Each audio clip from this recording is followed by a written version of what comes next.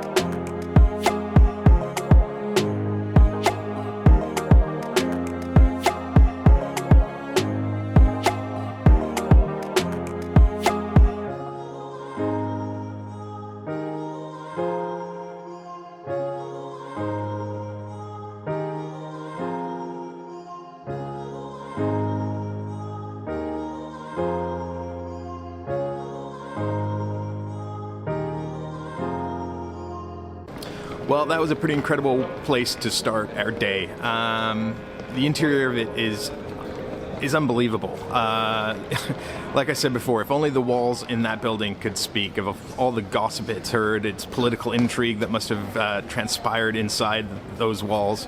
Yeah. Food-wise, the food was good.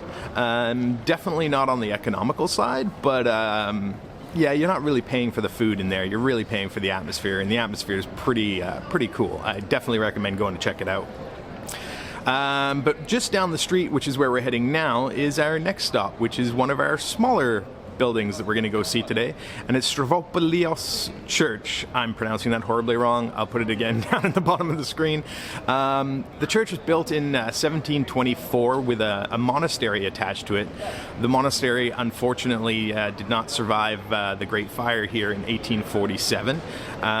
It got its name from the Greek word Stropolis, which means City of the Cross. It's supposedly, from what everybody tells me, is one of the most beautiful little churches you can ever see. So yeah, let's head down there and go check it out.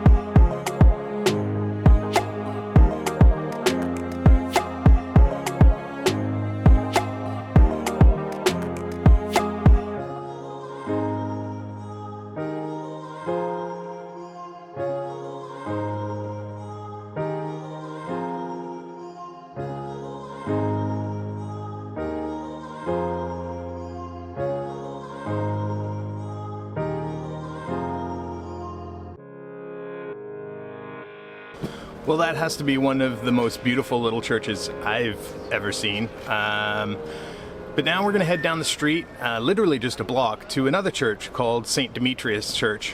There's been a church on that site since about 1500s. Sadly, it did not survive the Great Fire. But in 1852, it went through a full restoration. That, of course, unfortunately did not last, because by 1912, it was actually scheduled to be demolished because it was in such rough condition.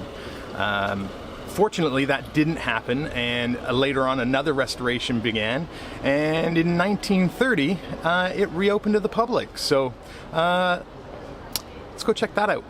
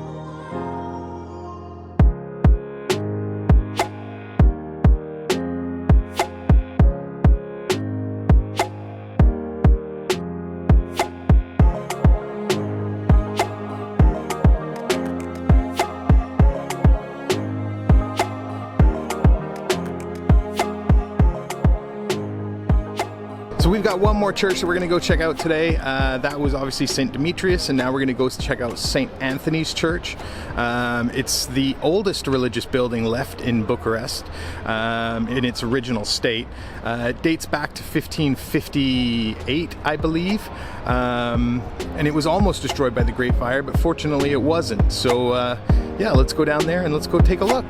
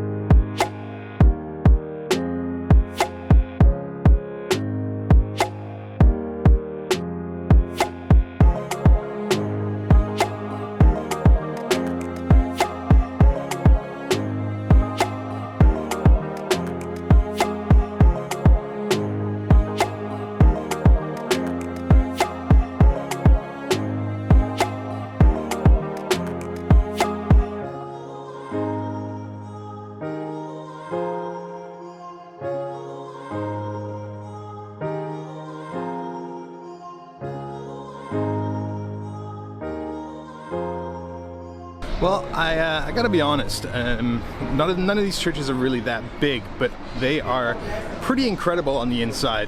The artwork in there is incredible, and in some cases where it's been recreated from the originals, yeah, it looks fantastic. But now we're gonna head across town and stop at one little place that's kind of pivotal to the history of Bucharest before we go see something that I'm not entirely sure I'm going to be able to capture. So yeah, let's go. Well, here we are at the Dâmbovița River. Bad pronunciation. I will write it down on the bottom of the screen. For centuries, this river that runs right through the center of Bucharest was the only fresh drinking water for the city. But the city grew, and by the end of the 18th century, the pollution in the river was so bad it was just undrinkable. So they actually brought aqueducts in to bring fresh drinking water to the city. Then it was just basically used for raw sewage to be dumped into. And then it got so bad that in 2011 they built a processing plant for the raw sewage. and stopped pumping it directly into the river. And ever since then, the river has cleaned up to be really quite nice. And from what I've been told by a lot of the locals, yeah, it doesn't smell nearly as bad.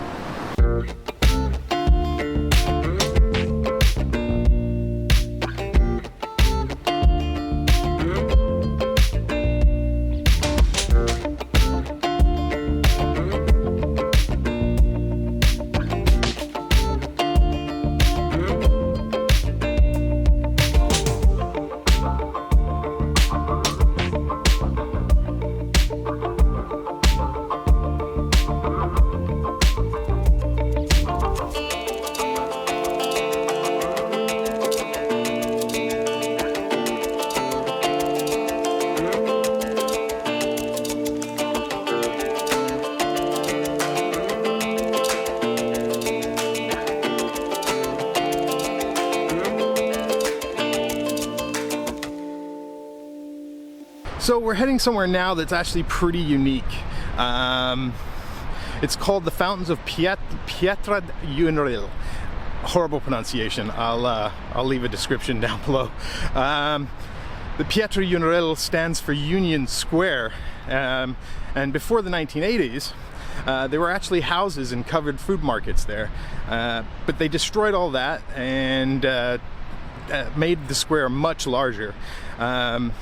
It has a total of 44 fountains now, and in 2018 they were fully refurbished and holds the record for the longest chain of fountains in the world, stretching about 1.4 kilometers in length. So I have absolutely no idea how I'm going to capture. Wow. Yeah, I have no idea how I'm going to put this on camera. But, all right, well, take a look. Let's see what I can do.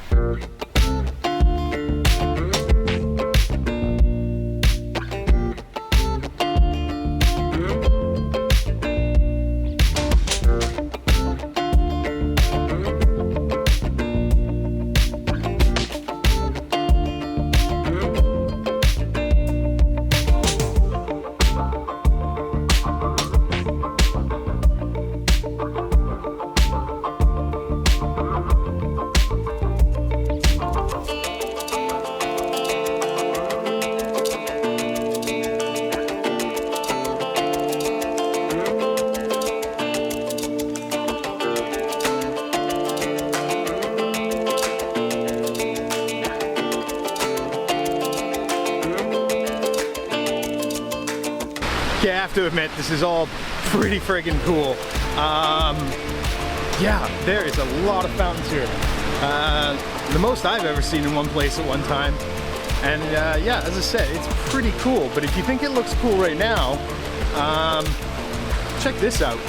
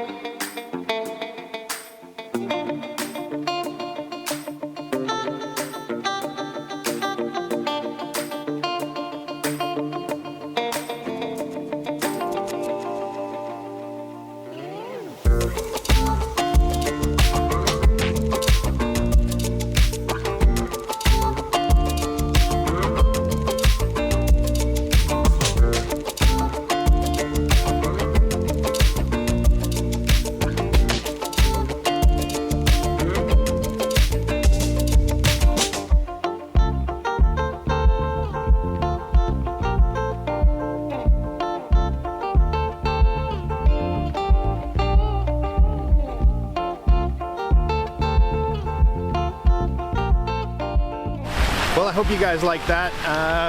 Now we're gonna head off to our next stop, which, well, it's big. It's real big.